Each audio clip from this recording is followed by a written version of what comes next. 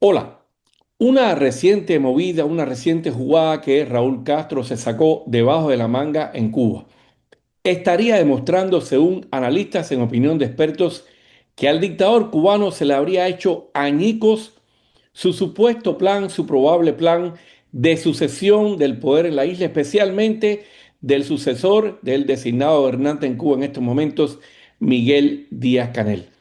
Este tema tiene mucho que ver con los que están siendo señalados como responsables también por expertos de lo que se ha definido y de lo que ya voces desde el exilio y también organizaciones desde el exilio están hablando de un genocidio planificado en Cuba. De este tema y mucho más estaré hablando hoy en este canal de YouTube Rolando Nápoles. Les agradezco una vez más que se suscriban, que compartan la información, que me sigan en redes sociales y les agradezco una vez más la compañía y el apoyo. Lo primero, lo que más me preocupa es saber cómo cocinar, lo demás viene solo. ¿Y cómo cocinar? Primero empecé cocinando en el piso y después yo misma me hice un fogón un Empezaste poquito aquí más en alto. el Y piso, empecé ahí en el para piso. solucionar el problema los De primeros un días. día, porque pensé que era un día, pero Cuando viste que se alargó la cosa, lo levanté un poquito para que no me doliera tanto la cintura. entonces metiste tu fogón en alto aquí. Ya. Y las ollas, como están preparadas para cocinar con gas o con corriente, para que no se me tirnen, las baño en ceniza. En ceniza para cuando se vuelva a recuperar la electricidad, volver a recuperar Volver a tus ollas. ponerla en la cocina. Primero que todo, empecemos por esa frase de genocidio planificado en Cuba. Es una frase realmente dura, pero que también podría explicar por qué no lo que está pasando en la isla, la realidad cotidiana en Cuba. Y tomemos un ejemplo. Recientemente, el régimen cubano se sacó debajo de la manga una decisión vinculada sobre todo a los jubilados. Una decisión que tuvieron que tomar después del escándalo, las ofensivas palabras de la ya destituida, borrada literalmente del mapa, ministra de Trabajo y Seguridad Social, Martelena Feitó, quien negó, rechazó la existencia de mendigos en Cuba. Después de ese escándalo que ya conocemos, del linchamiento político incluso que empezó el propio Díaz-Canel, el régimen se sacó debajo de la manga el aumento a partir de septiembre de las pensiones a los jubilados, un aumento que no pasa de los 4.000 pesos, unos $10 mensuales. Pero ahora, un reciente informe del Observatorio Cubano de Auditoría Ciudadana que lleva a cabo el proyecto Cuba Siglo XXI le está enviando malas noticias para esos jubilados. ¿Por qué? Porque hay un dato avasallador que muestra lo que está pasando en estos momentos con esa realidad cotidiana. Sí, le aumentan las pensiones, algo que agradecen muchos cubanos, pero la realidad es que en estos momentos, de acuerdo con los altos precios en la isla, ese aumento de pensiones solo le alcanzaría, de acuerdo con todos esos análisis, la inflación, los precios, para comer, al menos para garantizar 3 comidas al mes. Mira, Nápoles, en los estudios de sociología de un país, tú puedes estudiar la violencia política, no sé, la que todos conocemos, de la policía que reprime, etcétera, pero está la violencia estructural. La violencia estructural es cuando el sistema genera una cantidad de impactos sobre los seres humanos que literalmente te llevan a la tumba, igual que te lleva a la tumba un porrazo de un policía en la calle o un disparo de un paramilitar. Entonces, la pregunta que uno tiene que hacerse es, cuando de una forma deliberada, con total insensibilidad, el grupo que hoy controla el país y que se agrupa en esa oligarquía opaca que representa o simboliza Gaesa, porque a fin de cuentas todos estos mequetrefes que salen por televisión y que dicen con cartelitos de ministros no son más que títeres de un guiñol que está puesto en escena por esa oligarquía. Cuando toda esa gente simplemente deliberan políticas que van a hundir cada vez más en el hambre, en la pobreza, a la inmensa mayoría de la población. Tú tienes que preguntarte si esto es un genocidio planificado. O sea, ¿en qué situación estamos cuando tú sabes? O sea, porque de la misma manera que lo sé yo, que lo sabes tú, ellos tienen que saberlo también, que con 3.000 pesos, que es la gran promesa que le han hecho ahora para septiembre, duplicarle a los pensionados mínimos la pensión para llevarlos a 3.000 pesos. Con 3.000 pesos tú comes 3 días. Y esto tiene que ver también por algo, porque surge también una pregunta que viene a propósito de esto, es, si Gaesa es tan culpable de esta situación, ¿qué tendría que ver el visto bueno de Gaesa para el futuro, ese futuro que ya comenzó a maniobrar o que estaría maniobrando hace rato Raúl Castro, para encontrar, definir, designar al nuevo sucesor del designado gobernante en Cuba, Miguel Díaz-Canel? Pues en esta conversación con Juan Antonio Blanco, él nos dijo y él considera que esta movida de Raúl Castro recientemente, la que hemos comentado, que es quitar el límite de los 60 años para poder ser un designado gobernante en Cuba, tiene mucho que ver con que al dictador cubano se le habría hecho añicos, como decíamos al inicio de nuestra transmisión, los planes que tenía de sucesión. Y los planes que tenía de sucesión, en su opinión, y quizás, ¿por qué no?, en la de muchos, no tenía nada que ver quizás ni siquiera con Marrero, ni con Ojeda, quizás ni mucho menos con su hijo Alejandro Castro. A Raúl Castro se le rompió su plan de sucesión futura, que era López Calleja. O sea, al morir López Calleja, que ya él había ido, o sea, ya López Calleja, por supuesto, estaba con el control de la economía de GAES, pero entonces lo iba promoviendo políticamente, lo iba metiendo en la Asamblea, lo iba metiendo en el Consejo de Estado, etcétera. Lo iba llevando a donde él quería para en el momento de la verdad, cuando él desapareciera, fuera una cosa natural que este personaje heredara todo. Pero bueno, se le rompió ese esquema. Entonces han tenido que recomponer el esquema, pero no todo el mundo, vaya, no es porque López Calleja fuese un premio Nobel de Economía, ni mucho menos, pero sí era un premio Nobel de la maldad económica. Si hubiera un premio Meyer Lansky, yo se lo daría a él. O sea, recuérdate que Meyer Lansky era el gran cerebro de la mafia siciliana aquí en Estados Unidos. Eh, ¿Quién pudiera ser esa persona que tuviera el respaldo de los militares, que tuviera el control de Gaesa?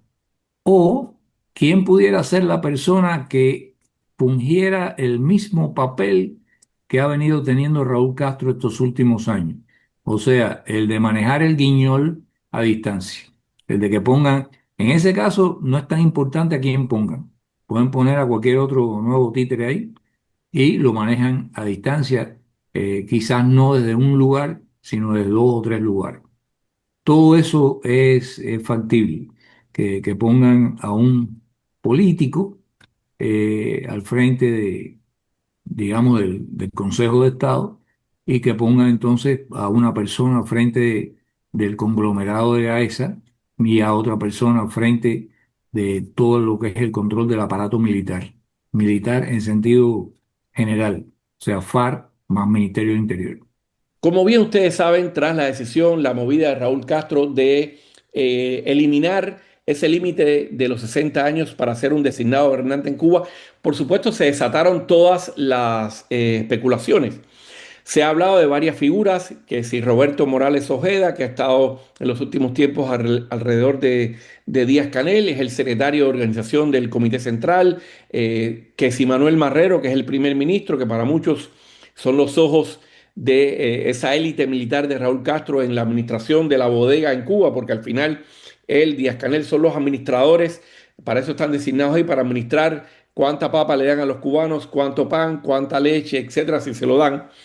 Pero también hay algunos que han hablado de esa posibilidad de que por qué no, el hijo de Raúl Castro pudiera tener la pretensión o pudiera ser una figura cuando Raúl Castro muera, de esa figura de sucesión. El único que es un fanático y un psicópata es Alejandro.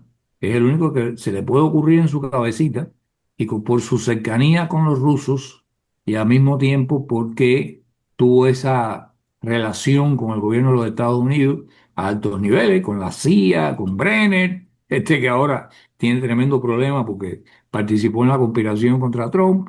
Eh, Ese sería uno de los posibles siempre candidatos. Pero el problema es que Alejandro, cuando tuvo poder, se dedicó también a cazar a una lista de personas que no eran de su agrado. O sea, hizo la lista esa de personas que él consideraba fidelistas o consideraba no confiables. Ahí metió a, bueno, a Pérez Roque, a Laje, a Alarcón, a todo ese tipo de personajes civiles, pero también se metió contra Furry, contra el ministro, el que fue durante mucho tiempo ministro del Interior. Y cada una de esas personas, sobre todo en los mandos militares que son más estables, tienen un conjunto de amigos que vaya, se vieron con muy mala cara lo que este personaje estaba haciendo. Y no fue tampoco casual de que, a pesar de, aparte del escándalo de las escuchas estas, del síndrome de La Habana, que fue virtualmente un ataque contra la sede diplomática, aparte de eso, se lo hicieran cobrar. Yo creo que eso es una pregunta abierta. Nosotros nos la hacemos aquí, pero ellos se la están haciendo allá. Yo no creo que ellos han puesto el huevo todavía. Ni siquiera creo que Raúl Castro ha puesto definitivamente el huevo. Está tanteando por acá, por allá, para ver lo que deja atrás. Aunque él puede ser que sea también parecido a su hermano de que detrás de mí el diluvio.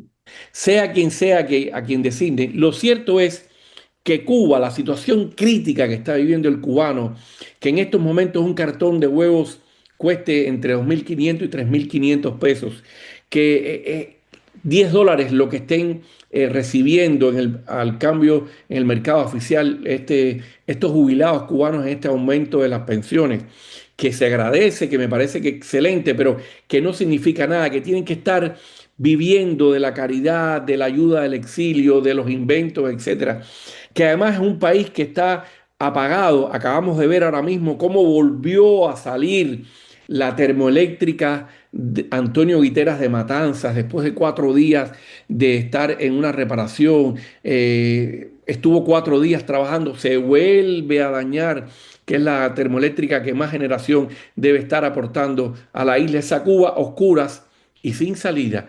Pase lo que pase, sea el designado quien sea, esa Cuba necesita un cambio profundo.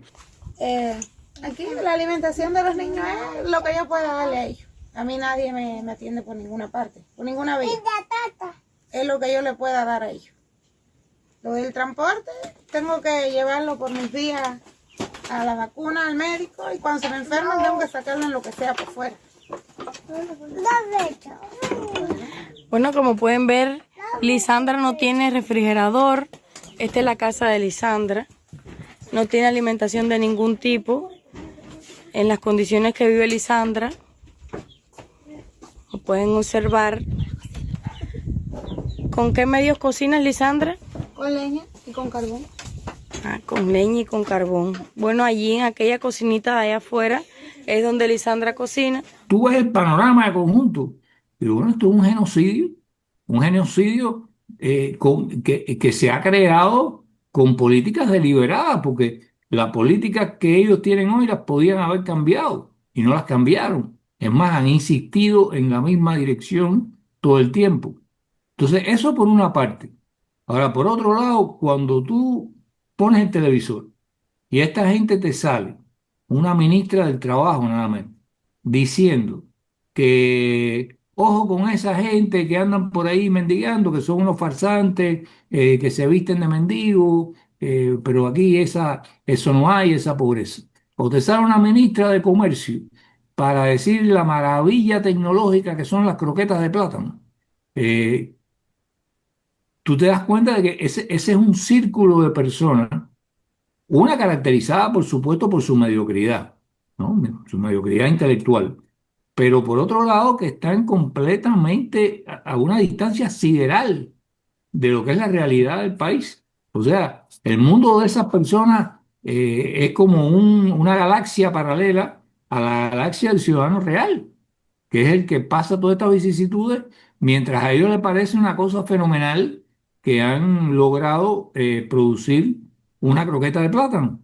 Les agradezco infinitamente una vez más la compañía en esta transmisión, en este canal de YouTube. Les reitero que se suscriban, que nos apoyen esta información, que compartan esta información, que estén con nosotros cada día, que nos sigan en las redes sociales, en Facebook, en TikTok, en Instagram, que estamos intentando seguir esta cobertura que hemos llevado por años aquí en el exilio.